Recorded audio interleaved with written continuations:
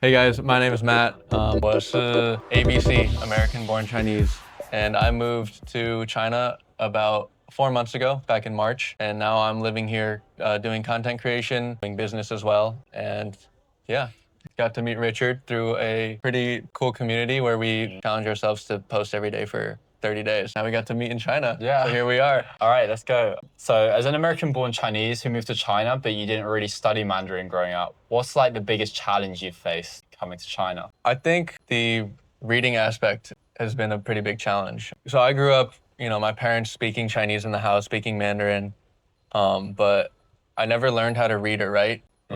Actually, it was also always just spoken language. So coming here and realizing if I go to a restaurant, I can't order off the menu unless they have pictures. I don't know what any of the food is. So I'll usually just ask them what's your favorite thing? What's good here? And then they'll probably give me the most expensive thing, but it's always good. Also using maps, it's pretty helpful to have translators on WeChat and Alipay now, but some of the navigation maps don't have English versions. Yeah. And so it's just me staring at the characters, trying to memorize them, trying to copy paste because I don't know how to pronounce them. And that's been, a bit of a challenge, but, navigating that along with I've been learning a little bit more Chinese, I feel like that's a good way to also learn. Yeah, no, definitely. So moving to China, what do you find logistically is the biggest challenge from going from US life to China life and getting everything you need to start living here? Right now you're on a family visa, is that right? Yeah, so I'm on a family tourist visa. In the future, I will be looking to open a small business and you can have a work visa here. And that lets me be here for,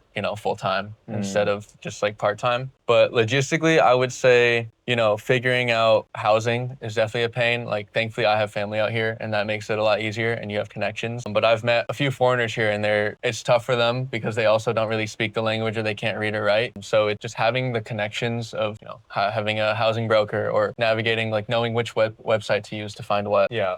Has been a challenge for them, especially. But me personally, I think, I'm very privileged in the fact that I have family out here. And so that makes things a lot smoother and I can always have somebody to ask about if I need something. That's definitely great. I can definitely imagine it makes things a lot easier because I feel like if I wanted to live out here, I would either need to find some month or 2 month rental or just get a hotel or something every day. Yeah. The rental here, usually month by month rentals are pretty easy to find. It seems quite reasonable from what I can find on Chunar. In the US, you usually have to sign a 6-month lease. Smallest I've seen is probably a 3-month lease. Yeah. But here it's I had a friend and she was moving apartments and she was literally the week she was gonna move, she was all right, I found this other apartment, found the move-in date, and then just literally moved in one day. And in a week's notice too. But in the US, you'd be to plan this, in a college town a year in advance. Or if you're a busy city, a few months in advance at least. So I think, stuff here is a lot more convenient in my opinion. What made you decide to take the leap to move here? I think part of it was, feeling lost after graduation and not really knowing what I wanted to do in terms of work. I knew I wanted to do. You're gonna hold.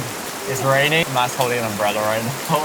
I think this will work. The rain is heavy. Yeah. I studied engineering, but I realized I didn't want to work in the industry and I wanted to pursue entrepreneurship because I saw the opportunity in living a life of freedom and not working for somebody, but that also comes with, you need a lot of self-discipline, you need a lot of motivation and then be able to work for yourself on dealing with uncertainty. And I saw that there was just a lot of opportunity in China, seeing how fast it's grown in the past few years and the development of it. It feels like I'm living in the future here and being able to see that and link that back into the Western culture, I feel like is a big opportunity along with, knowing some Chinese and wanting to also be more in touch with my culture and my heritage was definitely a big motivator to why I moved here. Which was the main driver, do you think, to move back? I think it was opportunity. I think that, being able to speak Chinese and having that network is really valuable in terms of Western culture. Last year when I came here, just seeing the development of the e-commerce here and how that can transition into Western culture. So I wanted to move here, understand that and learn all the ins and outs of it. Yeah. And learn all the skills and develop those so that in the future I'll be, set up to succeed no matter what. That's sick, man. I really hope that all goes well. Thank you, man. I appreciate it. You're getting a full workout here. I haven't hit the gym in Okay, I can also take the the reins. So you decided to take this move even if you did a degree in rocket science.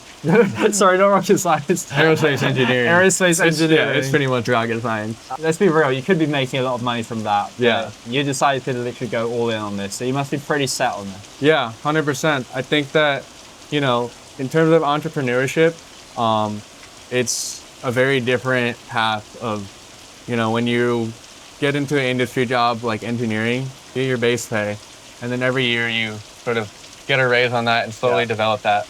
But in entrepreneurship, for most of what I've seen is like you don't make money for at least the first year, possibly even the first 10 years. But the return on that long term, if you're thinking 20, 30 years, is exponential, and that could be way more money. And even besides the money, like it wasn't really about the money, it was mostly about the freedom and being able to work for myself and not work for a company and live a life where, you know, I'm happy, I'm fulfilled with what I'm doing. I feel like I have purpose in what I'm doing, and then having money come as sort of a byproduct of that. No, I really like that. I can resonate with a lot of that, like living life on your own terms, like a life that's fulfilling for you. Yeah.